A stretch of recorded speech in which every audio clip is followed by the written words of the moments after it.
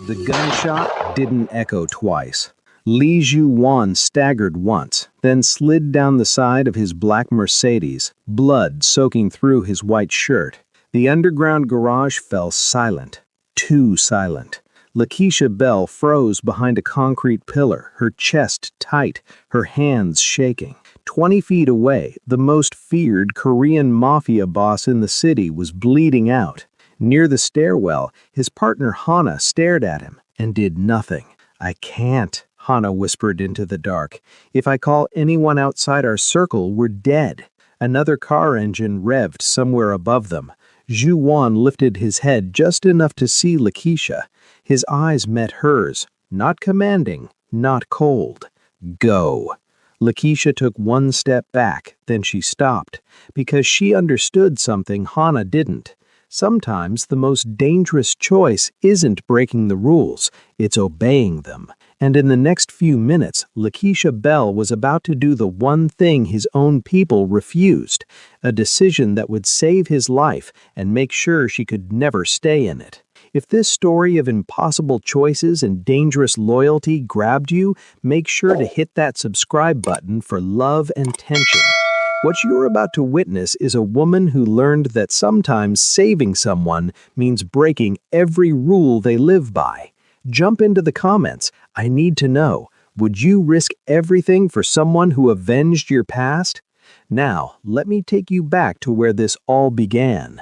The soul rain fell like broken promises, drumming against the cracked window of Lakeisha Bill's tiny apartment above the African grocery store in Itaewon. She sat on the edge of her bed, staring at her phone screen, reading the same message for the 100th time. Your father's debt, 500 million won, payment due in 72 hours. Consequences will be severe. At 28, Lakeisha had built a life on careful distance. Her curves drew attention she never wanted. Her dark skin made her stand out in a city that hadn't always been kind. And her past, well, that was a graveyard she'd buried deep. She worked 3 jobs, translating Korean documents for African businesses, styling hair in a small salon, and teaching English to elementary students who loved her accent. She sent money home to Ghana every month, money her father apparently gambled away to loan sharks. She hadn't spoken to him in 5 years, not since he'd sold her childhood home to pay gambling debts the first time. Not since she'd fled to South Korea with nothing but a student visa and survival instincts sharp as broken glass. Her phone buzzed. Unknown number. Miss Bell. The voice was smooth, accented Korean spoken with precision. "My name is Yoon Tae-sung. I represent certain financial interests your father engaged with. We should meet."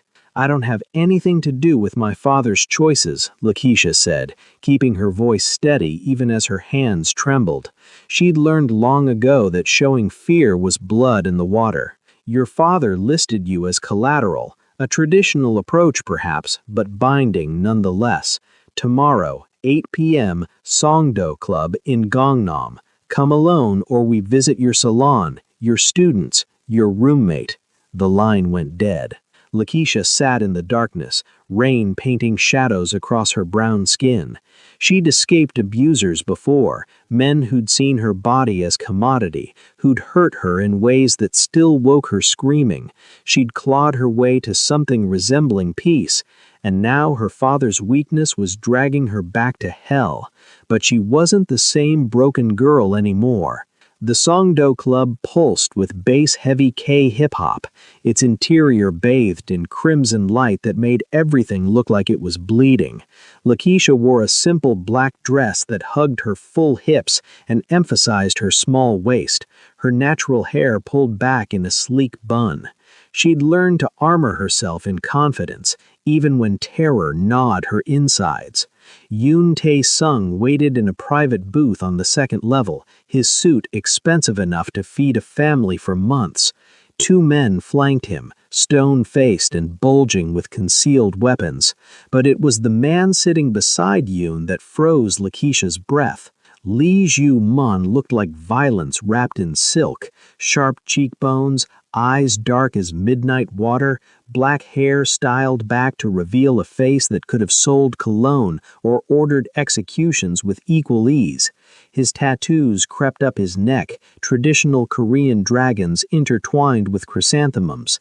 His suit was charcoal gray, perfectly tailored, and when his gaze locked on to Lakeisha, she felt X-rayed down to her bones. "Miss Bell," Yoon gestured to the seat across from them. "Please."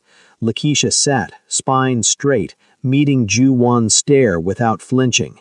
She'd been objectified by predators enough to recognize another one, but something in his expression wasn't quite hunger, it was assessment, cold and clinical. "Your father owes us 500 million won," Yoon continued, sliding a folder across the table. "Plus interest, the total reaches 650 million. He's fled Korea, which makes you responsible." "I'm not responsible for his debts," Lakeisha said, her voice firm despite the fear coiling in her stomach. "That's not legal." Yoon smiled without warmth. "Legality is flexible in our world, Miss Bell. You have 3 options. Pay in full by Friday, work for us until the debt is cleared. We have establishments where your attributes would be profitable." Lakeisha's jaw clenched. "Not again. Never again." "Or," she forced out. Lee Ju-won spoke for the first time, his voice quiet and razor-sharp. "Or you marry me." The club's music seemed to fade into white noise. Lakeisha blinked, certain she'd misheard. "Excuse me?" "It's a business arrangement," Ju-won continued, his eyes never leaving hers. "I need a wife to satisfy certain traditional expectations within my organization. You need your father's debt erased and protection from collection. 6 months. You play the role, follow instructions, and when it's done, you walk away free. Your father's debt forgiven, and you receive 200 million won for your trouble." "This is insane," Lakeisha whispered, her mind racing. "You don't even know me. I know you work 3 jobs, send money home despite your father's betrayals, and you have a student visa expiring in 4 months with no sponsor," Ju-won said flatly, reciting her life like reading a grocery list. "I know you were assaulted by 3 men in Lagos when you were 19, that you testified against them, and they received minimal sentences. I know you came here to disappear. I'm offering you a different kind of disappearance." Lakeisha's blood turned to ice. The Lagos incident, she'd never spoken about it in Korea, never written it down anywhere traceable. How did he... "We're thorough," Ju-won said, reading her expression. "Consider the offer. You have until Friday." She stood abruptly, her chair scraping against marble.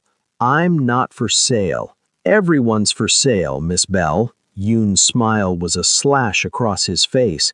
"It's just a matter of price. We'll be in touch about the alternative arrangements if you decline." Lakeisha walked out on shaking legs, the bass vibrating through her chest like a second heartbeat. Behind her, she didn't see Ju-won's gaze following her retreat, something unreadable flickering behind his cold exterior. 2 days later, Lakeisha found her salon trashed, windows shattered, hair products dumped across the floor, a message spray-painted across the mirror in red. Tick-tock. Her roommate, Blessing, a Nigerian nursing student, found her sitting in the wreckage, hands buried in her natural curls. "Keisha, what happened? Should we call the police?" "No police," Lakeisha whispered. The police couldn't touch men like Yoon Tae-sung.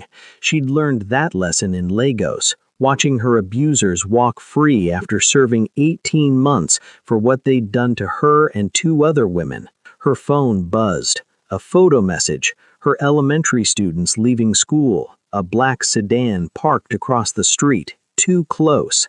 The threat was clear. That night, Lakeisha called the number Yoon had given her. "I'll do it," she said, the words tasting like ash. "I'll marry him." "Excellent choice, Miss Bell. The ceremony is tomorrow at 6 p.m. A car will collect you." Click. Lakeisha sat on her apartment floor, rain hammering against the window, and wondered if she was trading one prison for another. But at least this prison came with an exit date. 6 months. She'd survived worse. She'd survived this. She just didn't know yet that Lee Ju-won wasn't the monster she should fear. The wedding took place in a private estate in Pyeongchang-dong, where Seoul's wealthiest buried their secrets behind high walls and manicured gardens. Lakeisha arrived in a designer hanbok, traditional Korean wedding dress in ivory and gold, that had been tailored to fit her curves perfectly, clearly prepared before she'd even agreed. The message was clear. Her consent had been a formality. The officiant droned through the ceremony in formal Korean. Lakeisha understood enough to catch the weight of the vows, the binding nature of the contract. When prompted, she said nay in a voice that didn't waver, even as her hands trembled. Then came the moment when the groom lifts the veil. Lakeisha had kept her eyes downcast, focusing on breathing, on surviving the next moment and then the next. But when Lee Ju-won's hands, warm, surprisingly gentle, lifted the delicate fabric from her face and she looked up into those midnight eyes, she saw something that made her breath catch. Recognition, not of her face, but of her situation. A flicker of something almost like regret before his expression shuddered back to stone. "You look beautiful," he said quietly, and she hated that he sounded sincere. The kiss was brief, formal, his lips barely brushing hers, but even that momentary contact sent an unwelcome jolt through her system. Not attraction exactly, but awareness. This man was danger incarnate, and she'd just bound herself to him. The reception was equally cold. Guests congratulated Ju-won with tight smiles and envious glares at Lakeisha, who stood beside him like an exotic acquisition. She caught fragments of whispered Korean. Foreign woman. Unusual choice. Wonder what he sees in her. Probably a fling. Let them wonder. She'd be gone in 6 months. But as Ju-won led her to the black Mercedes waiting to take them to his estate, his hand settled on the small of her back, proprietary and warm through the silk. He leaned close, his breath ghosting against her ear. "The performance starts now, Lakeisha. In public, you're my devoted wife. In private, you're free to hate me. But never, ever try to run. The consequences would be unfortunate." She met his eyes, her own blazing with defiance she couldn't quite suppress. "I agreed to 6 months, not a second more." His smile was sharp as a knife. "We'll see." The Mercedes pulled away from the estate, carrying Lakeisha toward a gilded cage she'd willingly entered. She watched Seoul's lights blur past the tinted windows and wondered, not for the first time, if survival was worth the price she'd just paid. Behind them, Yoon Tae-sung watched the car disappear, exchanging a loaded glance with a woman in the shadows, Hana, Ju-won's partner in the organization. Her expression was unreadable, but her hand clenched tight around her champagne glass until the stem cracked. "This won't end well," Hana murmured. "It never does," Yoon replied. "That's what makes it interesting." The trap had closed, and Lakeisha Bell had no idea that the real danger wasn't the man she'd married. It was the ones who'd engineered the marriage in the first place.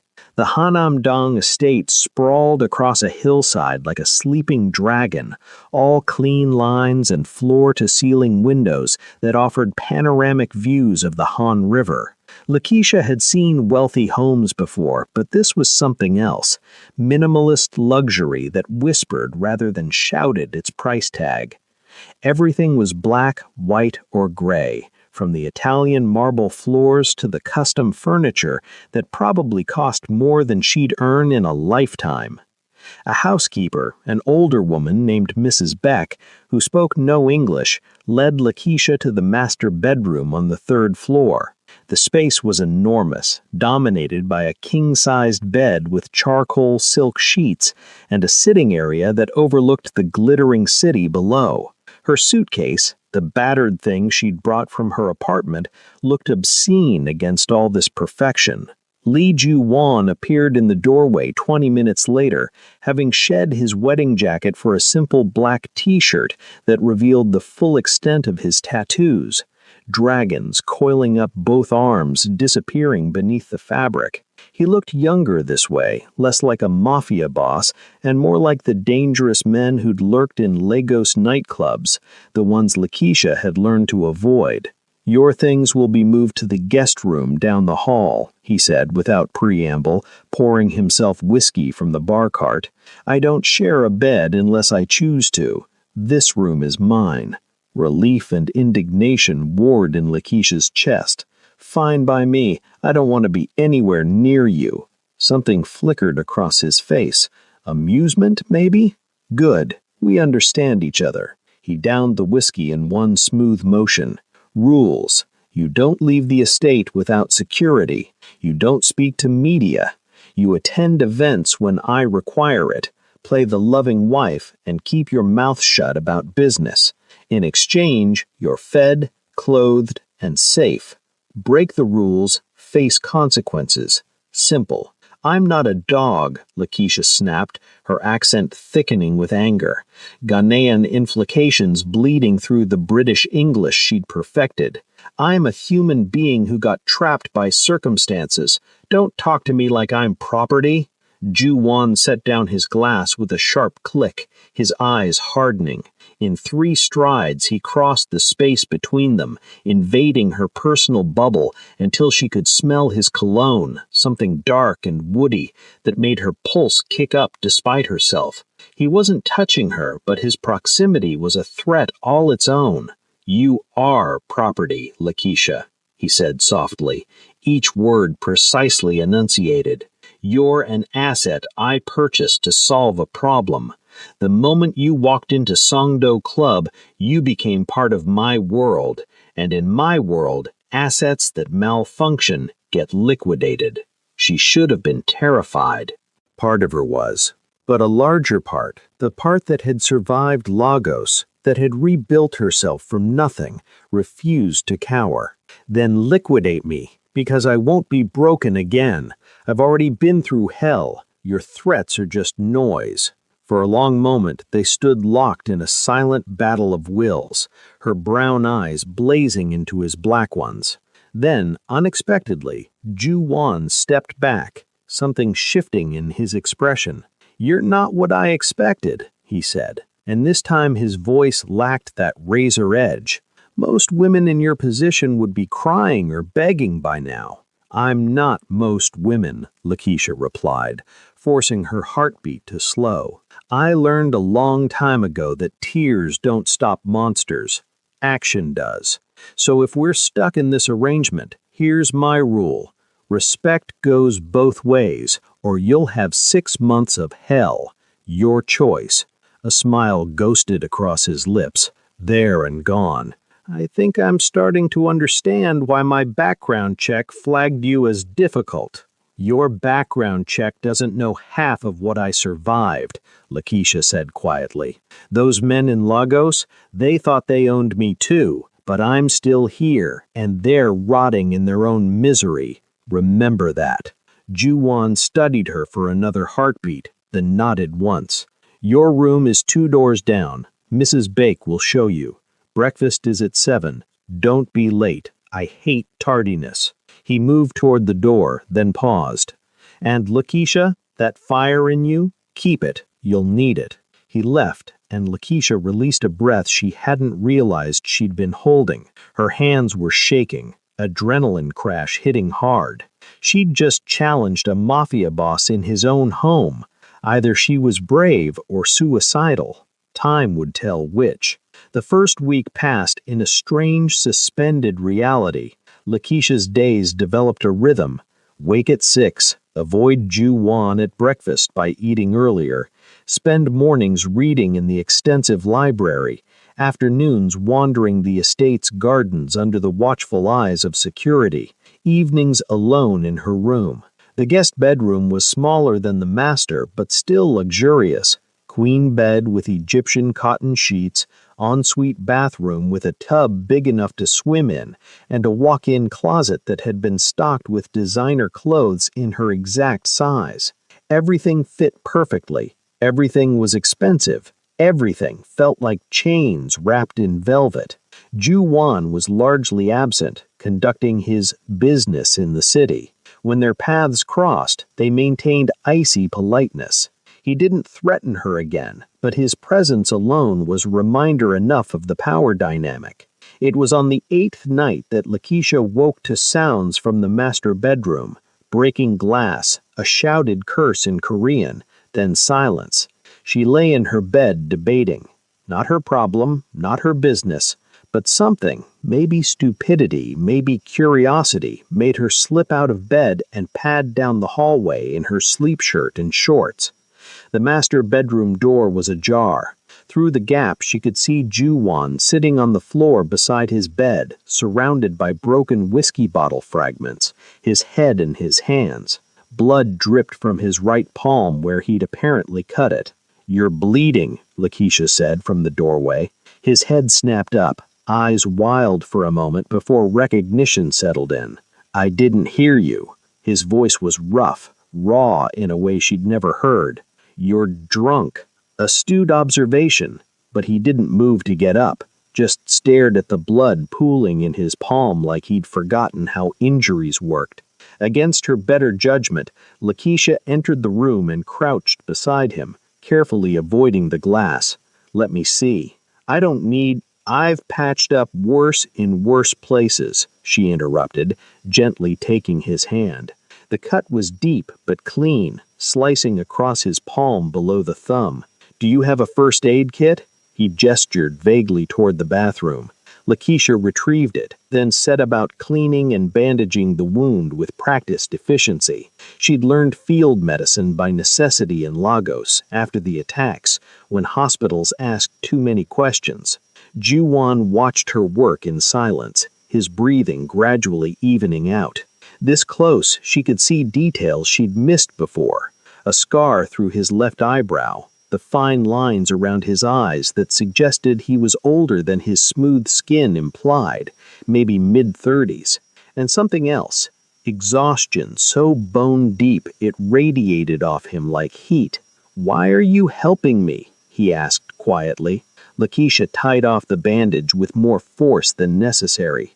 "Because I'm not cruel, unlike some people." "I haven't been cruel to you." She met his eyes, her own hardening. "You bought me like livestock to solve your image problem. That's pretty cruel where I come from."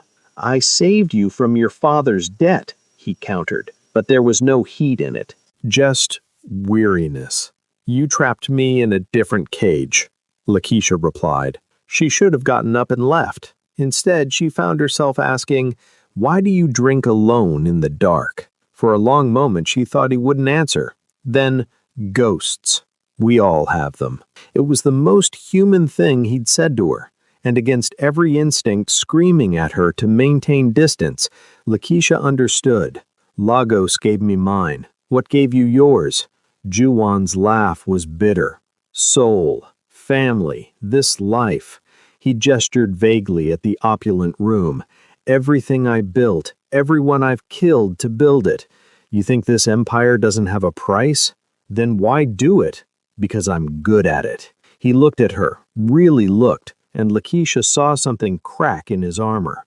"My father was a loan shark, small time. He taught me young, the world is predators and prey.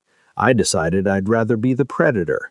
Now I own half the clubs in Gangnam, run protection for businesses in 4 districts, and politicians return my calls. Success." The word dripped with self-loathing. Lakeisha sat back on her heels, processing. This wasn't the monster she'd built in her head. This was just a man drowning in choices he couldn't undo. It didn't excuse anything, didn't make her situation less fucked, but it complicated things. "The men who hurt me in Lagos," she said slowly, choosing words carefully, "they were predators too. They took turns because they could, because I was alone and vulnerable, and they faced no consequences. One of them was a police officer. Another was my mother's friend. The third was my boyfriend. Juwon's eyes sharpened, the drunk haze receding. Jesus. I testified anyway, put them in court, told the world what they'd done. They got 18 months, out in 12 for good behavior. And I got death threats. My family disowned me for bringing shame, and I had to flee to another continent to feel safe again. Lakeisha stood, brushing off her shorts. So when you talk about predators and prey, I know exactly what you mean. I've been prey. Now I'm just trying to be neither. She moved toward the door, then paused. Clean up the glass before you sleep. I'm not bandaging you again. Lakeisha, his voice stopped her. Those men, the ones from Lagos, if I could find them. Don't, she said sharply. I'm not asking for your vengeance. I'm not asking for anything except my freedom when this contract ends. But as she walked back to her room, she couldn't shake the look in Juwon's eyes when she'd told him, like he was calculating coordinates to 3 different targets across international borders. And buried beneath her anger, a small traitorous part of her thought, what would justice look like if someone with real power actually cared? She crushed that thought before it could take root. Dangerous thinking. Juwon wasn't her savior, he was her captor. Nothing more. The next morning, Lakeisha found an envelope outside her door. Inside, newspaper clippings, police reports, and photographs. 3 men, the ones from Lagos. All recent articles, dated within the last month. Officer Chukwu, arrested for corruption, facing 20 years. James Adewale, business collapsed, bankrupt, wife left. David Mensah, hospitalized after accident, permanently disabled. No note, no explanation. But when Lakeisha came down for breakfast, Juwon was already there, drinking coffee and reading the news on his tablet. His right hand was properly bandaged now, professionally done. Sleep well? He asked, without looking up, his tone neutral. Lakeisha set the envelope on the table between them. This was you. I have resources, I use them. He met her eyes, his own unreadable. Consider it a wedding gift. I told you not to ask my permission. I didn't. He returned to his tablet. Those men hurt you because they could. Now they're paying because I could. The world balances out. Lakeisha should have been horrified, should have condemned this vigilante justice. But staring at the photographs of her abusers finally facing consequences, real consequences that would follow them for life, all she felt was a dangerous, intoxicating satisfaction. Thank you, she whispered before she could stop herself. Juwon's eyes flicked up, surprise flickering across his features. Then he nodded once, acknowledgement passing between them, and returned to his coffee. Something shifted in that moment. The bars of Lakeisha's cage didn't disappear, but they felt less suffocating, and the man on the other side of them became impossibly more complicated. 3 weeks into the arrangement, Lakeisha met Hana. The woman appeared one afternoon while Lakeisha was reading in the library, a first-edition translation of Things Fall Apart she'd found tucked between Korean business volumes.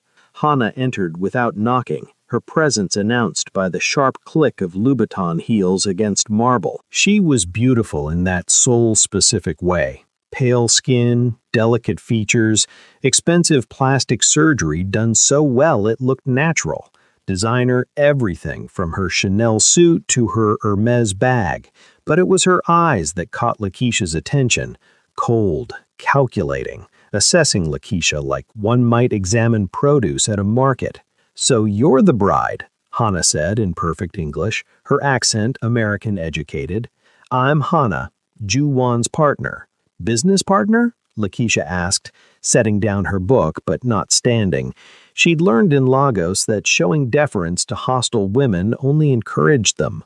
Hana's smile was a blade. "Among other things, we've worked together for 8 years, built this empire from nothing.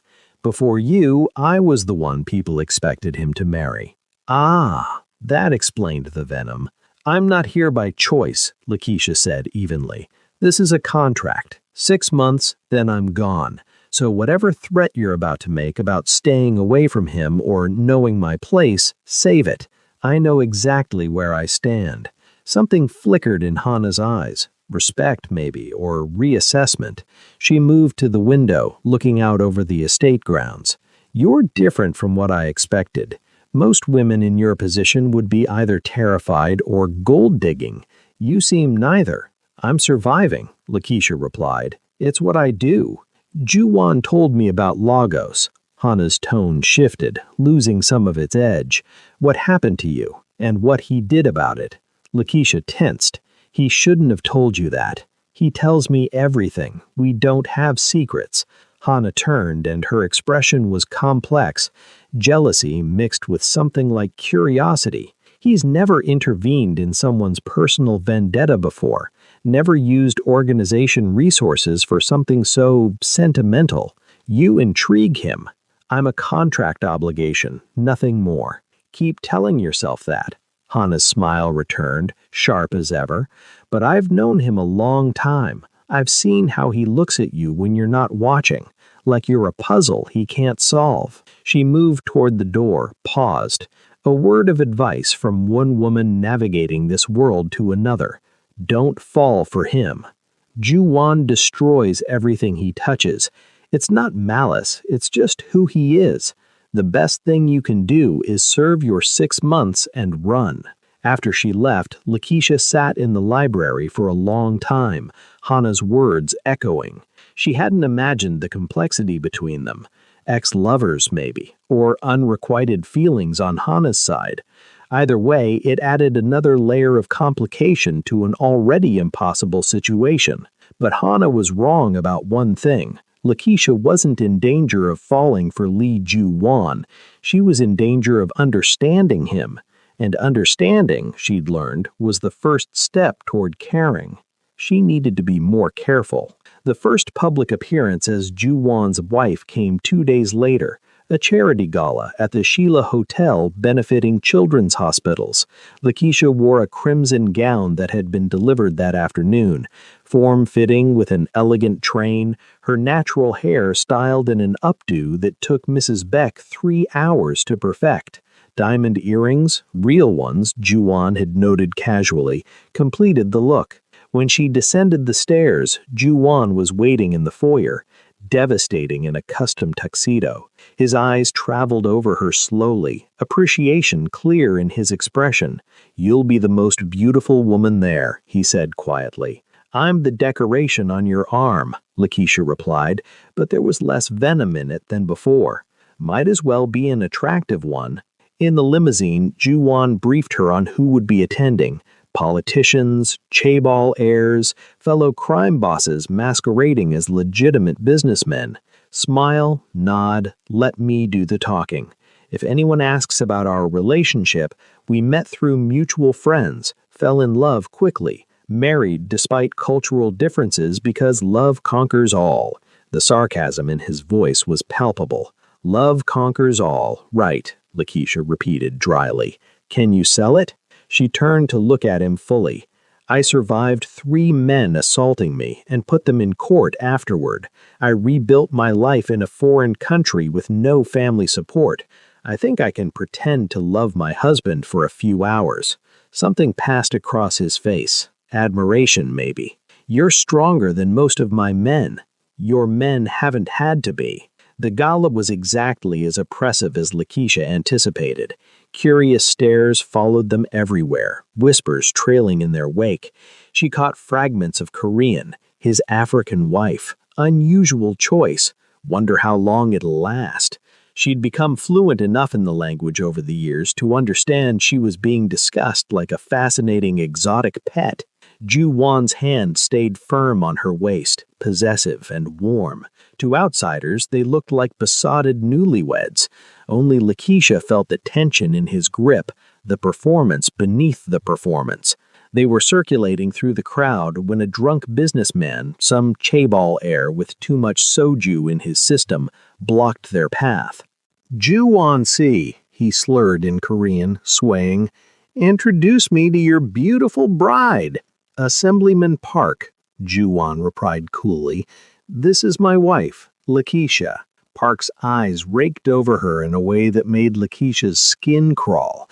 The same predatory assessment she'd endured in Lagos, in Ghana, in too many places. Such an exotic choice. Tell me, does she speak Korean, or is she just for decoration? Lakeisha felt Juwan tense beside her, but before he could respond, she stepped forward, switching to flawless Korean. I speak it well enough to know you just insulted me, Assemblyman Park, and I'm educated enough to know that men who drink too much often say things they'll regret in the morning. Perhaps you should get some water. Park's face flushed crimson, whether from alcohol or embarrassment, unclear.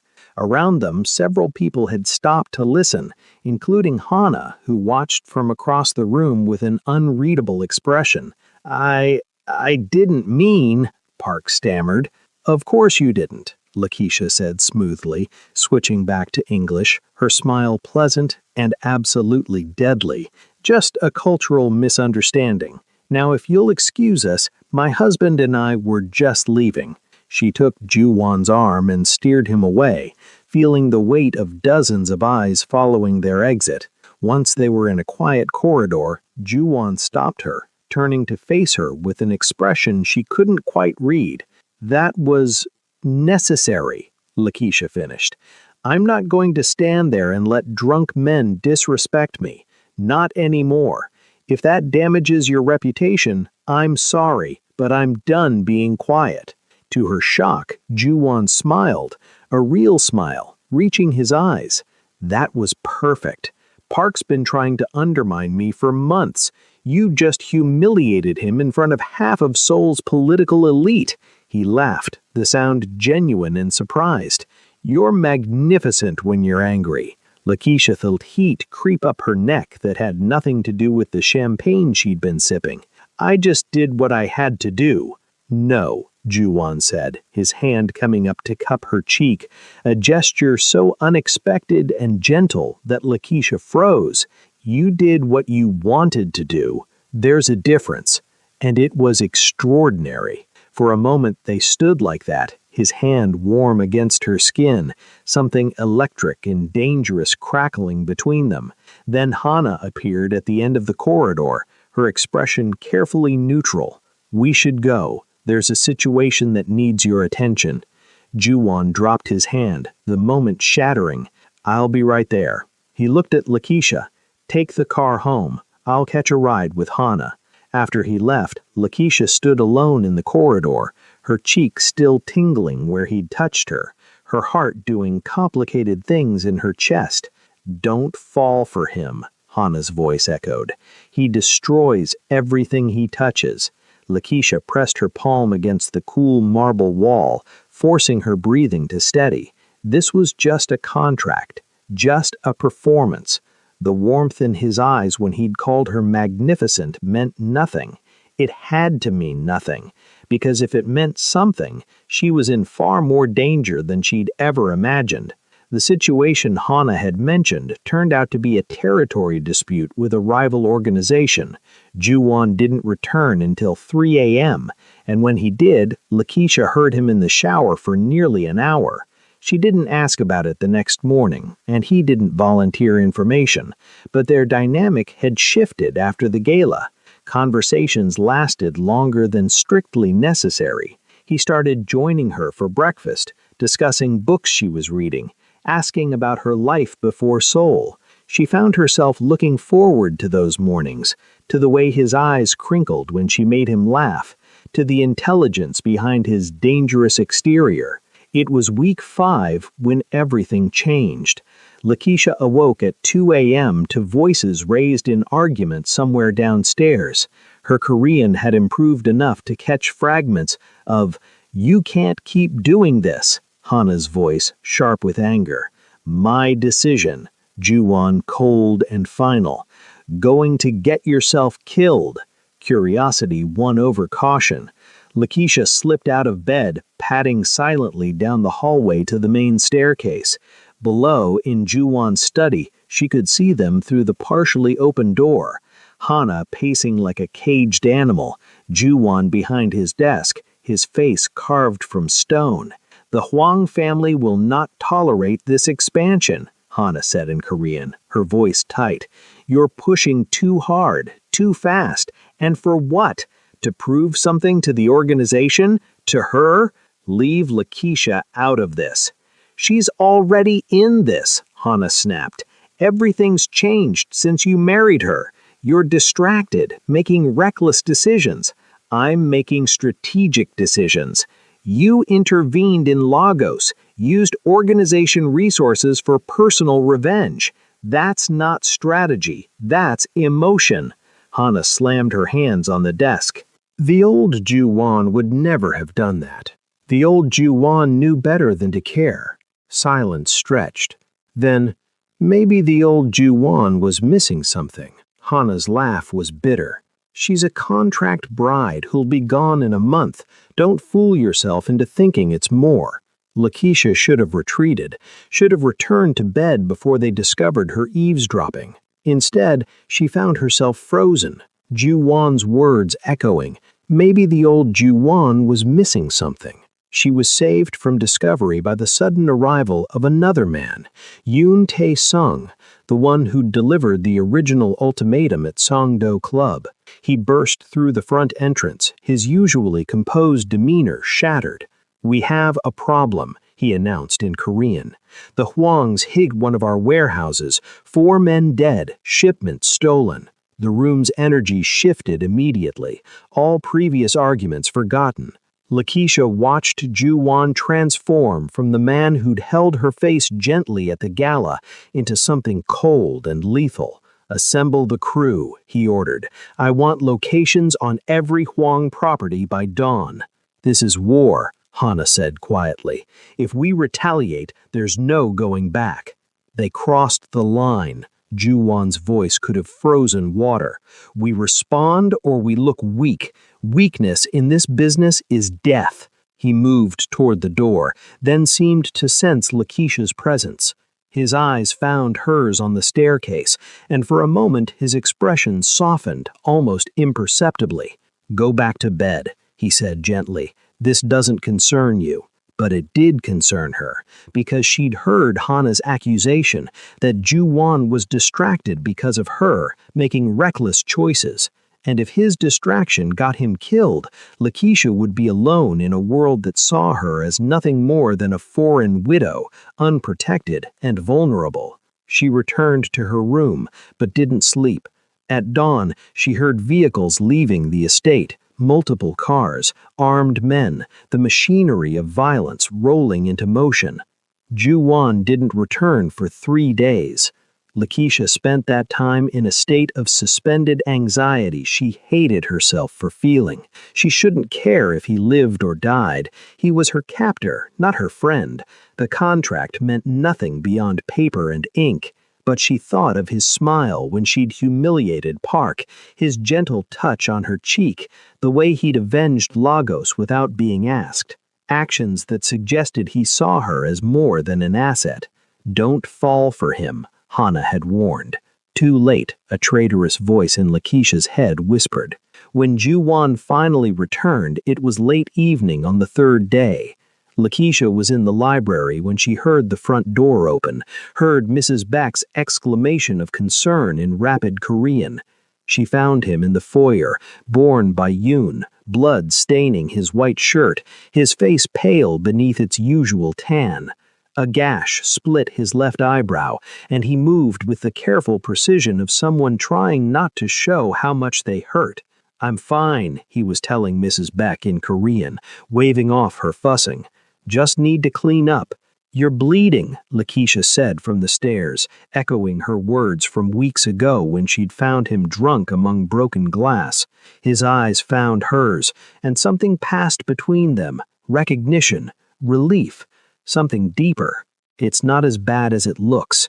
That's what they always say right before they collapse," Lakeisha replied, coming down to take his other side from Yoon. "Where's the medical kit?" "I can handle this," Ju-won started. "Shut up and let me help you." They got him to the master bedroom, where Lakeisha discovered the extent of the damage. The eyebrow gash, bruised ribs, what looked like a knife wound across his left shoulder blade, shallow but angry. "What the hell happened?" she demanded, cleaning the shoulder wound with practiced hands, while Ju-won sat shirtless on the edge of his bed, jaw clenched against pain. "Huang family sent a message. We sent one back. It's handled." "Handled," Lakeisha repeated flatly. "You look like you got hit by a truck. You should see them." Despite everything, she laughed, sharp and short. "You're insane." "Maybe." He turned his head to look at her, wincing at the movement. "But I'm alive, and you're still here. Where else would I be? I'm contractually obligated. You could have run while I was gone. No one would have stopped you." Lakeisha paused in her bandaging, the truth of his words sinking in. She could have left, could have grabbed her passport and disappeared into Seoul's foreign district, found a way back to Ghana or somewhere entirely else. The thought had crossed her mind, but she hadn't. "I keep my word," she said instead, finishing the bandage, "even when I don't want to." Ju-won caught her hand before she could pull away, his grip firm despite his injuries. "Lakeisha, why are you really still here?" It was the question she'd been avoiding asking herself for weeks. The truth sat heavy on her tongue. "Because when I'm with you, I feel less alone than I have in years. Because you saw what was done to me and cared enough to make it right. Because somewhere between hatred and survival, I started to actually like you." But saying any of that would be admitting defeat, would be acknowledging that Hana had been right. She was falling for the man who'd bought her like property. "Because I have nowhere else to go," she lied, pulling her hand from his grip. "And because this contract ends in 3 weeks, I can survive 3 more weeks." Something like disappointment flickered in Ju-won's eyes before he shuddered it away. Right, 3 weeks. Lakeisha left him there, bandaged and bleeding, and looking far too human for her peace of mind. In her own room, she pressed her back against the door and tried to remember all the reasons why caring about Lee Ju-won was the worst possible choice she could make. The list kept getting shorter. The next 2 weeks passed in a strange, tense intimacy. Ju-won recovered from his injuries, and Lakeisha found herself spending more time in his orbit, sharing meals, watching him work from the corner of his study, listening to him take calls in Korean, and slowly beginning to understand the complexity of his empire. He wasn't just a thug with guns. He was a strategist, a businessman, someone who'd built something real from nothing. It didn't excuse the violence, but it explained the pride. And he, in turn, began asking her questions about Lagos, about her dreams before everything fell apart, about what she wanted after the contract ended. "I want to open a cultural center," she admitted one evening over wine on the terrace, the Han River glittering below them. "Somewhere African women in Seoul can come for support, language classes, job training. We're invisible here half the time, or worse, fetishized. I want to create space where we're just human." Ju-won listened with an intensity that made her nervous. "I could fund that. After the 6 months, give you startup capital." "No," Lakeisha interrupted. "I don't want your money. I want to build it myself. Clean money from clean work. Otherwise, it's just another cage, even if it's golden." "You're stubborn. You're controlling." They smiled at each other, and Lakeisha felt that dangerous warmth spreading through her chest again. This was how it happened, she realized, not with grand gestures or declarations, but with quiet moments on terraces, with understanding passing between damaged people who recognized themselves in each other. It was Hana who shattered the illusion. She appeared at the estate one afternoon in the final week of the contract, her expression grim. Lakeisha was in the garden when she heard raised voices from inside, Hana and Ju-won, arguing again. "Can't be serious," Hana's voice carried through the open windows. "I'm extending the contract." For how long? Forever? She's not one of us, Ju-won. Lakeisha froze among the roses, Hana's words piercing through her. She could be, Ju-won said, and Lakeisha heard something in his voice she'd never heard before. Hope. Dangerous, desperate hope. If she wanted, she doesn't want this life. She's counting down days until she can escape you. Hana's laugh was cruel. You think she cares about you? You bought her, Ju-won. She'll never forgive that. Never forget. The moment that contract ends, she's gone, and you'll be left with nothing but your pride and your violence. Silence. Then, get out. I'm trying to protect you. I said, get out. Lakeisha retreated further into the garden, her heart hammering. Was Hana right? Was everything between them, the conversations, the laughter, the charged moments, just Lakeisha making the best of captivity? No, it had become more than that. Somewhere along the way, it had become real. But real didn't mean possible. Real didn't mean they could build something lasting from a foundation of coercion and violence. That night, Lakeisha made her decision. She would honor the contract until its end date, 4 more days, and then she would leave. Clean break, no looking back. It was the smart choice, the safe choice, the choice that already felt like tearing her own heart out. The crisis came on day 2 of the final 4. Lakeisha was in the library when Yoon Tae-sung burst through the front door shouting for Mrs. Beck in urgent Korean. Lakeisha caught fragments, underground garage, ambush, Ju-won. Her blood turned to ice. She raced to the foyer, where Yoon was on his phone, barking orders. When he saw her, his expression shifted, guilt and panic warring across his features. What happened? Lakeisha demanded in Korean. Hwang family retaliation, Yoon replied, switching to English. They hit our warehouse district. Ju-won and Hana went to assess damage. There was a trap, shooters waiting. We got separated. Hana made it out, but Ju-won, his voice cracked. He's in the underground parking garage at the warehouse, pinned down. Gunshot wound to the abdomen, bleeding badly. Where's Hana? Medical team? Hana's on her way to the hospital, took a bullet to the shoulder. The regular doctor? Yoon's face was ashen. He's in Japan, unreachable, and Ju-won won't let us call anyone else. Says the organization has rules, no outsiders, too risky, could expose operations. Lakeisha stared at him. So he's just going to bleed out because of rules? Hana refused to call the emergency contact, the black market doctor Ju-won uses for the truly secret operations. She says it's too dangerous, that the doctor could betray us to the Hwangs. Yoon ran his hands through his hair. But without help, Ju-won could die before we can get him anywhere safe. The world narrowed to a single point of clarity. Lakeisha had survived Lagos because she'd learned when to follow rules and when to burn them down. This was a burning moment. Give me his phone, she ordered. What?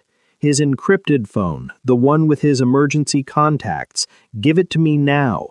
Yoon hesitated only a second before producing the device from his jacket. Lakeisha unlocked it. She'd watched Ju-won enter his code enough times to memorize the pattern and scrolled through contacts until she found what she needed. Dr. Han, emergency only. She dialed without hesitation. A gruff voice answered in Korean. This better be worth my time. Underground warehouse, Seonadong District, parking level 2, Lakeisha said, her Korean steady despite her racing pulse.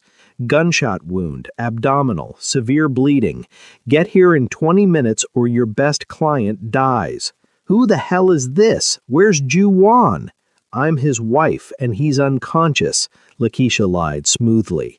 20 minutes, doctor, or I'll make sure everyone knows the great Dr. Han let Lee Ju-won bleed out over protocol. Move! She hung up before he could argue, then turned to Yoon.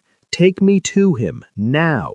The warehouse district was a maze of industrial buildings and shadows, the kind of place where violence happened without witnesses.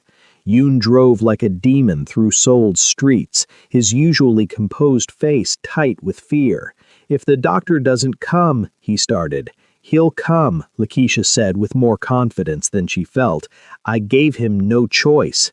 They pulled into the underground garage to find chaos. 2 bodies on the ground, Hwang soldiers, Yoon explained, bullet holes spiderwebbing concrete pillars, and the sharp smell of gunpowder mixing with something metallic. Blood. Ju-won was slumped against his Mercedes near the far wall, his white shirt soaked crimson from the wound in his lower left abdomen. His face was ashen, lips pressed tight against pain, his gun still gripped in his right hand. When he saw Lakeisha emerge from the car, confusion flickered across his features. "What? How?" he managed, before pain cut off the words. Lakeisha dropped to her knees beside him, her hands immediately going to assess the wound. It was bad, bleeding profusely, the bullet likely still inside. Her field medicine training from Lagos kicked in, her mind cataloging what needed to happen. Pressure, elevation, keep him conscious, prevent shock. "I called Dr. Han," she said, pressing her wadded jacket against the wound. Ju-won hissed in pain, but didn't pull away. "You did what?" His eyes widened. "Lakeisha, no, that contact is forbidden. Only I can authorize." "You're bleeding out," she interrupted sharply. "Your partner refused to call for help, so I made the choice. You can fire me from this fake marriage later if you survive." "Hana was right to refuse," Ju-won gasped, his hand covering hers on the wound, his grip weak. "Dr. Han is connected to rival families. If he tells them I'm vulnerable, then we'll handle it when it happens. Right now, you need a doctor or you're dead. Everything else is secondary." He stared at her, something shifting in his eyes, recognition of what she'd just risked, what it meant that she'd broken his organization's rules to save him. "Why?" he whispered. "The contract's almost over. You could have just let me die, walked away free." Lakeisha felt tears prick her eyes, unexpected and unwelcome. "Because I care about you, you idiot," she said, the admission ripping out of her like confession.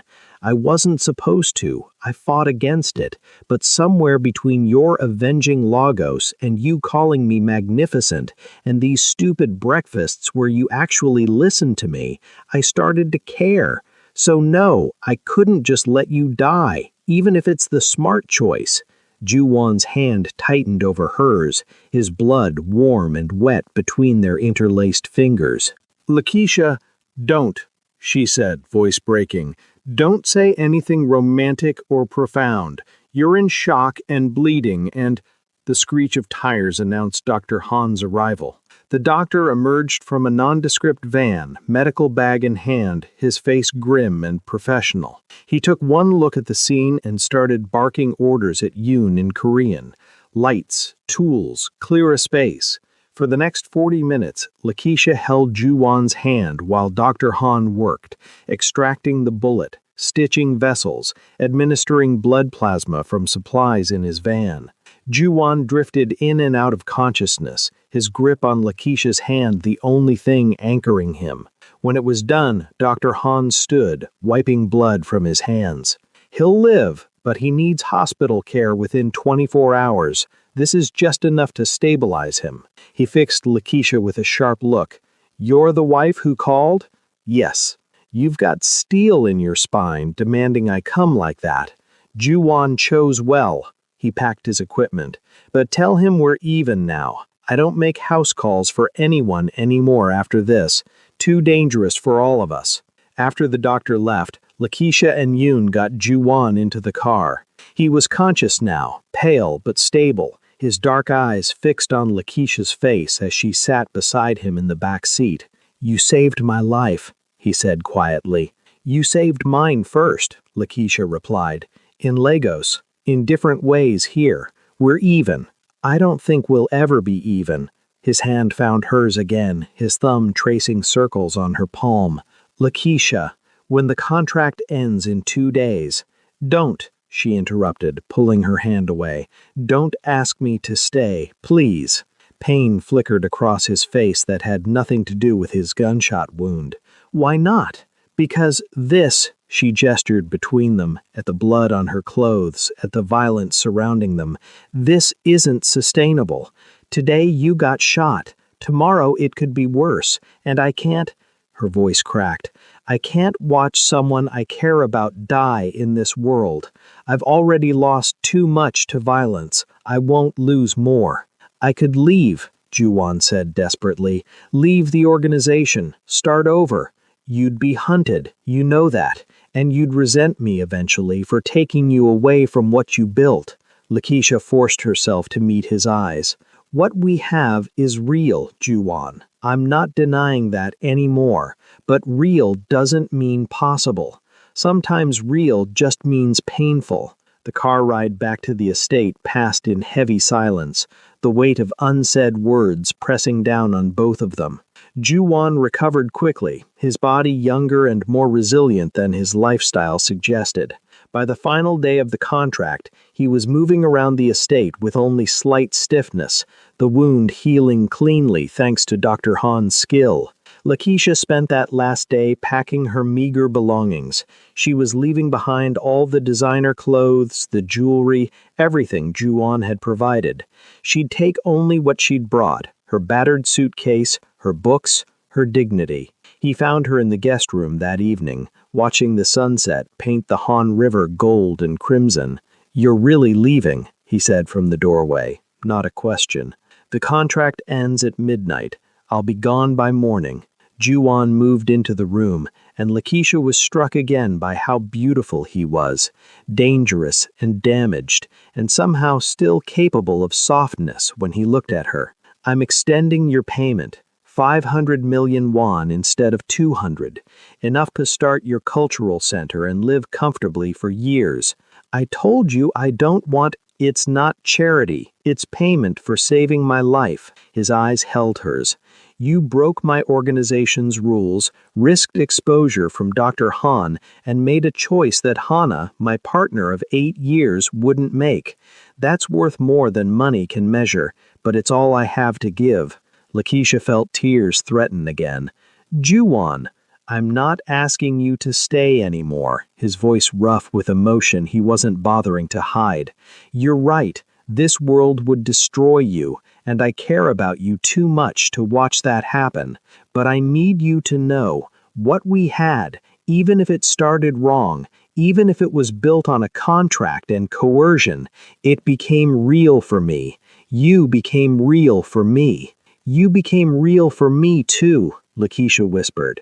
That's why I have to go. He crossed the distance between them in 3 strides, and then his hands were cupping her face, his forehead resting against hers. Can I kiss you? He asked, his breath ghosting across her lips. One last time, not for performance or contracts, just for us. She should have said no, should have maintained distance, kept this clean. Instead, she breathed, yes. The kiss was soft and devastating, full of all the things they couldn't say, gratitude and regret, and a tenderness that hurt more than violence ever could. Lakeisha felt tears slip down her cheeks, tasted salt mixing with the kiss, and when they finally pulled apart, she saw wetness on Juwon's face too. Be safe, he whispered. Be happy. Build your center. Help your community. And if you ever need anything at all, you call me. That's not a contract obligation. That's a promise. I will, Lakeisha lied, knowing she'd never call, knowing that clean breaks were the only kind that healed right. She left at dawn, while Juwon was still sleeping, or pretending to sleep. She couldn't be sure. Yoon drove her to the airport in silence, pressed an envelope into her hands at departures. Inside, a bank card, documentation for the 500 million won, and a handwritten note in Juwon's precise script. Thank you for seeing me as human.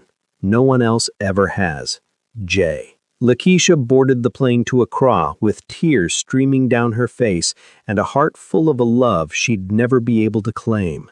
The Lagos Women's Cultural Center opened in Itaewon on a rainy Tuesday, its doors painted the vibrant colors of the African diaspora. gold, green, red, and black.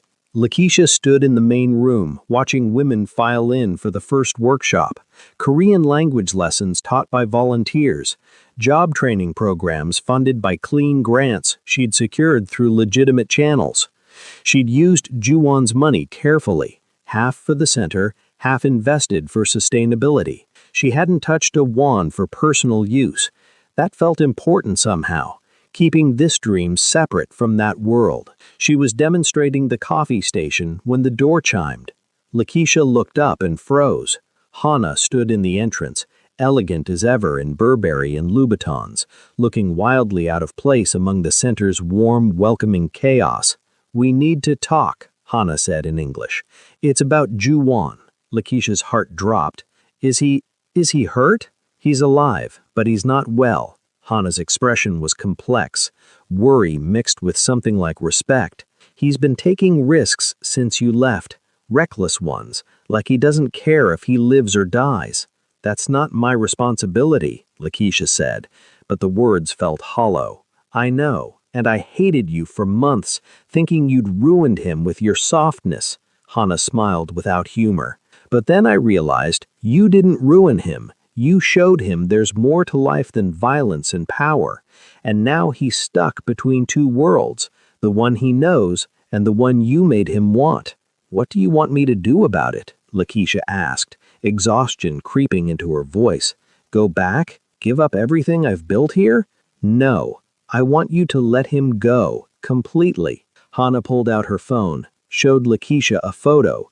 Juwon at some meeting, looking older somehow. Harbor. "He still has your number saved, checks his phone obsessively. He's not moving forward because he's still holding on to you."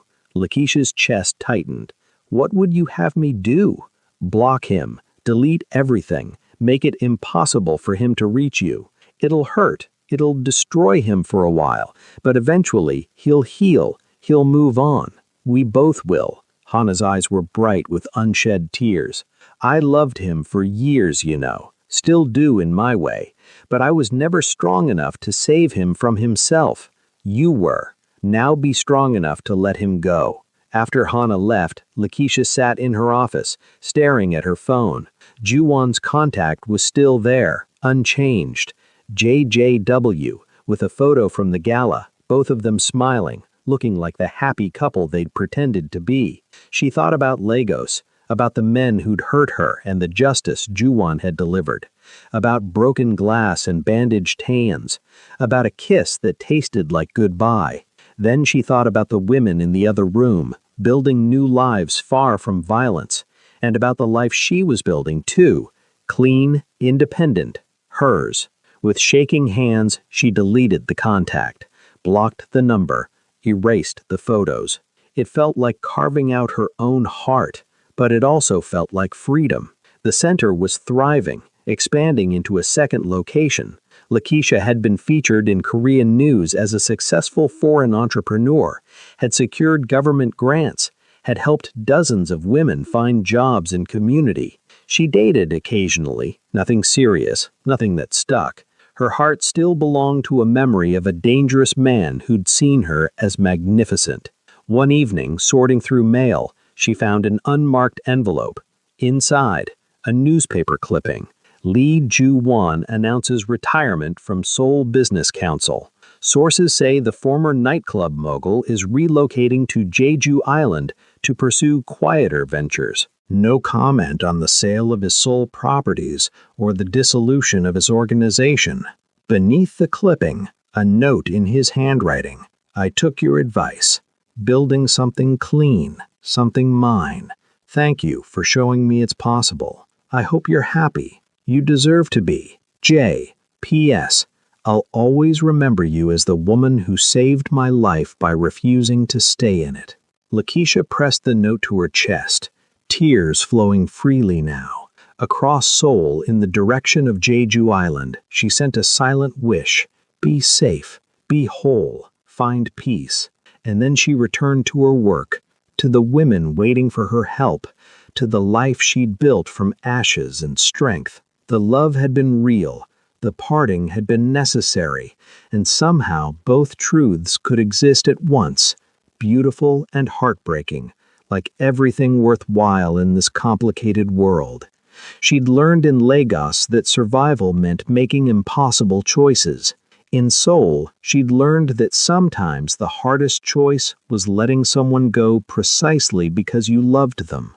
It was a lesson written in scars and sealed with a kiss she'd carry forever. The end. This story hit different, didn't it? That ending where they both chose growth over staying together? Tell me in the comments. Are you team they should have stayed together, or team the separation was necessary? And have you ever had to walk away from someone you loved because staying would have destroyed you both? Drop your thoughts below. Your comments keep this channel alive, and I read every single one. If this story made you feel something, whether it broke your heart or made you respect Lakeisha's strength, smash that like button and subscribe to Love and Tension for more stories that don't give you easy answers. Because real love isn't always happily ever after. Sometimes it's just bittersweet and beautiful, and exactly what both people needed.